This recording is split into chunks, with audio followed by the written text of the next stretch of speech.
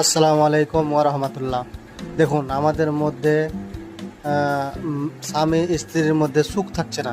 বেশিরভাগ লোকেরই দেখা যাচ্ছে যে স্বামী স্ত্রীর মধ্যে সুখ থাকছে না, আপনার ঝামেলা ঝঞ্ঝট এসব হয়ে থাকছে বেশিরভাগ এই ক্ষেত্রে। তো এটার কারণ কি? স্বামী স্ত্রীর সুখ থাকছে না, তো এটার কারণ হচ্ছে আপনার আমাদের এর মধ্যে দিন দিন জিনা বেড়ে যাচ্ছে। এই আপনার স্বামী একদিকে চলে যাচ্ছে, স্ত্রী একদিকে চলে যাচ্ছে, একে আর পছন্দ হয় না, ওকে আর পছন্দ হয় না, আর দুসরা করছে। তো যখনই আপনার দুসরা ছেলের সাথে কোনো মেয়ে ছেলে লিপ্ত হবে বা পুরুষেরা, তখন নিজের স্ত্রীকে বা স্বামীকে ভালো লাগবে না। ওই জন্যে আমাদের এখানে দিন দিন জিনা বেড়ে যাচ্ছে। ওইটা প্রবলেম সলভ করার জন্য ইসলামে বলা